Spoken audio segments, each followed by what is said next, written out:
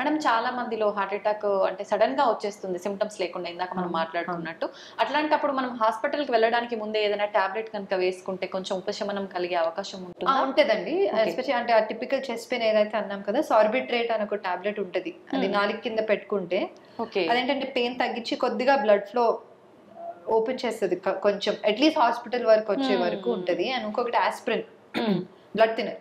Aspirin heart patients especially ఒకటి pocket లో wallet లో పెట్టుకుంటే మంచిది. అది వేసేసుకుంటే మనకు ఈ బ్లడ్ థిన్నర్ అది. సో హాస్పిటల్కి వచ్చే వరకు కొద్దిగా టైం ఇస్తుంది. అండ్ చాలా ముఖ్యం, మీరు అన్నట్టు పెయిన్ వచ్చిందంటే వెంటనే దగ్గరున్న హాస్పిటల్కి వెళ్ళండి ఫస్ట్. అక్కడికి వెళ్తే వాళ్ళు కొంచెం రక్తం పలుచక చేసే మందులు, ఇంజెక్షన్స్ ఇస్తారు. తర్వాత అక్కడ క్యాత్ ల్యాబ్ ఉంటే వెంటనే స్టెంట్ వేయాల్సి వస్తే అక్కడ వేసేయచ్చు. సో ఐడియల్ గా క్యాత్ ల్యాబ్ ఉన్న సెంటర్ కి వెళ్ళడం ముఖ్యం. అంటే స్టెంటింగ్ చేయగలిగే క్యాత్ ల్యాబ్. ఒకవేళ అది లేదంటే దగ్గరలో ఉన్న సెంటర్ వెళ్ళండి ముందు. థ్రాంబోలైసిస్ అంటే ఒక ఇంజెక్షన్ ఇస్తారు రక్తం గడ్డ కరిగించడానికి. ఆ ఇంజెక్షన్స్ అన్ని ఇస్తే కొద్దిగా మీరు అంటే కాపాడచ్చు, డేంజర్ నుంచి బయటకు వచ్చినట్టు. తర్వాత ట్రాన్స్ఫర్ చేయొచ్చు హైయర్ సెంటర్ కి వీలుంటే. ముందుగానే అంటే ఇంట్లో ఏమైనా మనం చేసుకోవచ్చా మేడం? కొంచెం అంటే Sorbitrate and aspirin, nothing else, just take to the hospital. ఇంకా టిప్స్ ఇంట్లో మనం చేయాల్సిన చేయగలిగింది just these two things. And going immediately, calling the ambulance is the first tip. And just going to the hospital.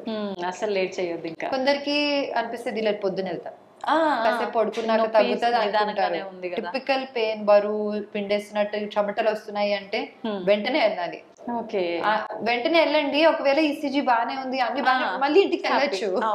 అలానే లేదు పొద్దున ఎక్కువ అవుతుంది, అదే 100% బ్లాక్ అవ్వచ్చు. 95% ఉన్న బ్లాక్ 100% అవుతే ఎమర్జెన్సీ డైరెక్ట్ గా వచ్చేస్తారు. అది కాకుండా ముందే కొంచెం జాగ్రత్త పడితే మంచిది.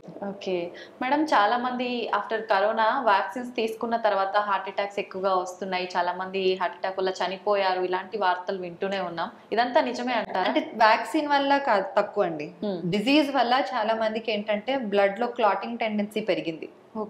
సో రక్తం గడ్డగట్టడం, తొందరగా గడ్డగట్టడం అనేది జరుగుతుంది. యాజ్ సచ్ వ్యాక్సిన్ తో తక్కువే అండి. మనం చూసిందంటే వ్యాక్సిన్ తో చాలా తక్కువ. జబ్బు వల్ల చాలా మందికి హార్ట్ అటాక్ యంగర్ ఏజ్ లో కూడా వస్తుంది. ఒకసారి హార్ట్ అటాక్ వచ్చిన తర్వాత మళ్ళీ నార్మల్ లైఫ్ లీడ్ చేయడం సాధ్యపడుతుంది అంటారా? ఇప్పుడు స్టెంట్ వేసాక 1 day ఐసీయూలో పెడతాము, 24 hours అబ్జర్వేషన్, 1 day రూమ్ లో. Next day they go home. ఇంటికి వెళ్ళాక ఇంట్లో అటు ఇటు నడవాల్సిందే, అసలు నో బెడ్ రెస్ట్ తీసుకోవాలనేది కాదు. ఇంట్లో అటు ఇటు నడవాలి, మందులు వాడుకోవాలి. 10 రోజులు అయ్యాక ఆఫ్టర్ ఓపీ విజిట్ అయ్యాక వాళ్ళు నార్మల్ లైఫ్ బ్రతకచ్చు. మెల్లిగా వాళ్ళ రొటీన్, వాళ్ళ వర్క్ కి వెళ్ళిపోవడము, డ్రైవింగ్ చేయడము, అన్ని మెల్లిమెల్లిగా ఓవర్ 1 month అన్ని మొదలు పెట్టుకోవచ్చు. బట్ మందులు వాడాలి. ఎక్కువగా అంటే చాలా మంది ఓవర్ వెయిట్ ఉన్న వాళ్ళలో కూడా హార్ట్ అటాక్ వచ్చే ఛాన్స్ ఉంటుంది కదా. ఇప్పుడు పిల్లలు చూసుకుంటే ఈ జంక్ ఫుడ్ వల్ల చాలా వరకు చిన్న చిన్న ఏజ్ లోనే ఓవర్ వెయిట్ ఉంటున్నారు, వాళ్ళలో కూడా వచ్చే అవకాశం ఉంటుంది. అంటే అంత చిన్న పిల్లల్లో కాదు, బట్ ఆఫ్ కోర్స్ 20s లో చూస్తున్నాము. కానీ చిన్న వయసు నుంచి కొంచెం హెల్దీ డైట్, అలా అని పిల్లలకి డైటింగ్ అది కూడా చూసాను నేను. కొందరు పిల్లల్ని కూడా రిస్ట్రిక్ట్ అంటే డైటింగ్ లాగా అలా కాదు, జంక్ ఫుడ్ కట్ డౌన్ చేయండి. Junk food and chocolates and cakes, fried foods, దాని కాకుండా మామూలు హెల్దీ ఫుడ్ ఇస్తే. అండ్ ఎక్సర్సైజ్, పిల్లలకి కూడా at least 1-2 hours outdoor place compulsory in a day. So అలా చేసుకుంటూ చిన్న వయసు నుంచి కొంచెం అది అలవాటు చేస్తే మంచిది. బికాస్ పెద్దగా అయ్యాక ఒబిసిటీ వల్ల చాలా ప్రాబ్లమ్స్ వస్తాయి. ఆల్ సిస్టమ్స్ మీద, హార్ట్ మీద, లంగ్స్ మీద, బోన్స్ మీద చాలా మందికి problem. Obesity is a very big risk factor. Heart attack వచ్చిన వాళ్ళకి వేరే అంటే హెల్త్ ఇష్యూస్ కూడా వచ్చే ఛాన్స్ ఉంటుందా మేడం? ఉంటుందండి. హార్ట్ అటాక్ వల్ల కిడ్నీ మీద బర్డెన్ పడచ్చు, స్ట్రోక్స్ రావచ్చు, అంటే వేరే హార్ట్ డిసీజ్ వల్ల మెదడుకి స్ట్రోక్ రావచ్చు. అండ్ కార్డియాక్ డిసీజ్ వల్ల అంటే లైఫ్ స్టైల్ చాలా వరకు మారిపోతుంది ఒకవేళ వాళ్ళు సరిగ్గా చూసుకోలేదంటే. వంశపారంపర్యంగా కూడా వస్తుంది అని విన్నాం, అది నిజమేనా? నిజమే అండి. జెనెటిక్ కాజెస్ చాలా ఉంటుంది, ఫెమిలియల్ కాజెస్. ఇప్పుడు ఫ్యామిలీ హిస్టరీ ఉంది అనుకోండి, మీకు తెలుసు అనుకోండి, అంటే చిన్న వయసులో లెస్ దెన్ 60s లో పేరెంట్స్ కో, grandparents, first degree relative actually, వాళ్ళకి బైపాస్ సర్జరీ కానీ, స్టెంటింగ్ కానీ, అలా కార్డియాక్ డిసీజ్ ఉందంటే ఇంకా జాగ్రత్త పడాలి. మనం అప్పుడు ఇంకా రెగ్యులర్ చెకప్స్ కి, రెగ్యులర్ కొలెస్ట్రాల్ కంట్రోల్ లో పెట్టుకోవడము, అవసరం ఉంటే ఏమైనా మెడికేషన్స్ వాడడము ఇంకా జాగ్రత్త పడాలి. Because family history strong risk factor for cardiac disease.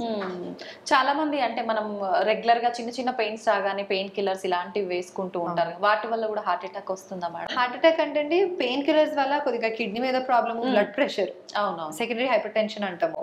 దాని రెగ్యులర్ గా వేసుకుంటే, రోజు పెప్పర్మెంట్ లాగా వేసుకుంటే కష్టం అవుతుంది, బీపీ పెరుగుతుంది, కంట్రోల్ అవ్వదు. ఆ బీపీ పెరగడం వల్ల మనకి కార్డియాక్ ఇష్యూస్ రావచ్చు. ఓకే మేడం, మనకి ఇలాంటి హెల్త్ ఇష్యూస్ ఏమి రాకుండా ఉండాలన్నా ప్రతి ఒక్కరు చెప్పేది మన డైట్ అనేది కరెక్ట్ గా ఉండాలి, లైఫ్ స్టైల్ అనేది టోటల్ గా హెల్దీ లైఫ్ స్టైల్ గా చేంజ్ చేసుకోవాలి. ఏ రకంగా ఉండాలి మేడం డైలీ రొటీన్ అనేది? అదండి, ఇప్పుడు నేను అన్నట్టు 30 నిమిషాలన్నా ఎక్సర్సైజ్ చేయాలి. అదేం ఎక్సర్సైజ్ మీ లైఫ్ స్టైల్ కి సూట్ అయినట్టు, walking, jogging, cycling, swimming, yoga ఏదైనా అవ్వచ్చు. 30 నిమిషాలు వారానికి 5 రోజులన్నా కంపల్సరీ ఎక్సర్సైజ్ చేయాలి. రెండోది వచ్చేసి ఈ హెల్దీ డయట్ కొంచెం ఫాలో అవ్వాలి. అంటే జంక్ ఫుడ్, ఫ్రైడ్ ఫుడ్, అప్పడాలు, పచ్చళ్ళు, నూనె కొద్దిగా కంట్రోల్లో పెట్టుకొని అలా పాటిస్తూ కొంచెం అప్పుడప్పుడు చెకప్స్ వస్తూ బీపీ, షుగర్ అన్ని కంట్రోల్ ఉన్నాయి అనేది చూసుకుంటూ, అంటే 100% ప్రొటెక్షన్ అని కాదు. చాలా మంది పేషెంట్స్ అంటారు, నేను సిగరెట్ తాగను, డ్రింక్స్ తాగను, అయినా కానీ హార్ట్ అటాక్ వచ్చింది, రేపటి నుంచి నేను మొదలు పెడతానని అంటారు. So many patients. సో అలా కాదు, ఇప్పుడు అదే చాలా మన కంట్రోల్లో లేని ఉంటాయి కదా genetic causes. Genetic cause almost 30% contribution ఉంటుంది. సో మనం చెప్పుకోలేము ఎవరికి ప్రీడిస్పోజిషన్ ఉంది, ఎవరికి లేదు అనేది. సో మన కంట్రోల్లో ఉన్నవి మనం జాగ్రత్తలు పడాలి, లేనివి ఇంకా మనం ఏం చేయలేము. అంతే. ఓపెన్ హార్ట్ సర్జరీ ఎటువంటి సిచ్యువేషన్ లో అవసరం పడుతుంది మేడం? ఇప్పుడు గుండెలో 3 రక్తనాళాలు ఉంటాయి. సో మూడిట్లోనూ సివియర్ జబ్బు చాలా ఎక్కువ తీవ్రంగా ఉన్నప్పుడు, కాల్షియం ఎక్కువ ఉన్నప్పుడు, రక్తనాళాల్లో కాల్షియం ఉన్నప్పుడు, అండ్ మెయిన్ వెసల్ నుంచే జబ్బు మొదలైందంటే బైపాస్ సర్జరీ బెటర్ ఆప్షన్ అన్నమాట. కానీ అలా లేనప్పుడు మల్టిపుల్ స్టెంట్స్ కూడా అయ్యొచ్చు. కానీ సో మేము డిసైడ్ చేస్తాం అనమాట, ఒక స్కోరింగ్ సిస్టమ్ ఉంటుంది. 3 రక్తనాళాలలో జబ్బు ఉన్నప్పుడు ఇదా అదా అనే ఒక స్కోరింగ్ సిస్టమ్ ఉంటుంది. దాని ప్రకారంగా స్టెంటింగ్ సేఫా, బైపాస్ సర్జరీ సేఫ్ అనేది మేము డిసైడ్ చేసి సర్జన్ తో కూర్చుంటాం అనమాట. హార్ట్ టీమ్ అప్రోచ్ అంటారు దాన్ని. సో కూర్చొని ఈ పేషెంట్ కి ఏజ్ ప్రకారంగా, డయాబెటిక్, కోమార్బిడ్స్ ప్రకారంగా ఏది మంచిది అనేది డిసైడ్ చేసి చేస్తాం. ఓకే, ఆపరేషన్స్ అనగానే జనరల్ గా అది ఎటువంటి ఆపరేషన్ అయినా చాలా మంది టెన్షన్ పడుతూ ఉంటారు. దీనికి సంబంధించిన, హార్ట్ కి సంబంధించిన ఆపరేషన్స్ అంటే ఎక్కువగా భయపడాల్సిన అవసరం ఉందంట? అంటే మేజర్ సర్జరీ అండి, డెఫినెట్లీ మేజర్ సర్జరీస్. గుండెని బైపాస్ మెషిన్ మీద పెడతాము, అవన్నీ చేస్తారు. కానీ వెరీ క్వాలిఫైడ్ సర్జన్స్ ఉన్నారు. సో అది ఆపరేషన్ అయ్యాక కూడా కొద్దిగా ఐసీయూలో ఎక్స్టెండెడ్ స్టే ఉంటుంది. అది అయ్యాక కొంచెం చెస్ట్ ఫిజియోథెరపీ అవన్నీ చేసి మేము కొంచెం extended stay compare to stenting. కానీ అవసరం ఉన్నప్పుడు చేయాల్సిందే. దానికి భయపడుకుంటూ నేను చెయ్యను అంటే కష్టం. అలా కూడా చేశాను నేను పేషెంట్స్. నేను యుఎస్కి వెళ్ళాలి, సో నేను ఇప్పుడు నాకు నొప్పి వస్తుంది, నేను ఇప్పుడు ట్రెడ్మిల్ లో ఏమైనా చేస్తే అదేదో బయటపడుతుంది, మీరు మళ్ళీ యాంజియోగ్రామ్ అంటారని చేయించుకోరు. నేను చెప్తాను అది మంచిది కదా, బయట పడితే మనం దానికి ఏమైనా చేయొచ్చు, దానికి అవసరం ఉంటే బైపాస్ సర్జరీ చేస్తారు. యుఎస్ కి 2 months తర్వాత వెళ్తారు, అంతే. సో ముందు మన కాంప్లికేషన్స్ ఎక్కువగా రాకుండా ముందుగానే జాగ్రత్త పడితే. అవును, అంటే భయపడతారు చాలా మంది. ఇప్పుడు హాస్పిటల్కి వెళ్తే వాడు ఏదో ఒకటి బయటకి, అంటే ఏదో ఒకటి వస్తుంది, బయట పడుతుంది, అప్పుడు ఇది చేస్తానంటే మంచిది కదా, ముందే చేస్తే మంచిది. మళ్ళీ ఎమర్జెన్సీలో రాకుండా ముందే చేసుకుంటే మంచిది. ఏ కాలు నొప్పో, చెయ్యి నొప్పో వాటికి సంబంధించిన సర్జరీస్ అంటే వేరే మేడం. హార్ట్ ఆగిపోయిందంటే ఏం చేయలేం కదా. అసలు జనరల్ గా హార్ట్ పెయిన్ అనగానే మామూలు టెన్షన్ ఉండదు, టెన్షన్ వల్ల ఇంకా పెయిన్ ఎక్కువ కూడా అయ్యే అవకాశం, రిస్క్ లో పడే అవకాశం కూడా ఉంటుంది కదా. అండ్ ఎమర్జెన్సీ సిచ్యువేషన్ లో బైపాస్ సర్జరీ హైయర్ రిస్క్ అన్నమాట.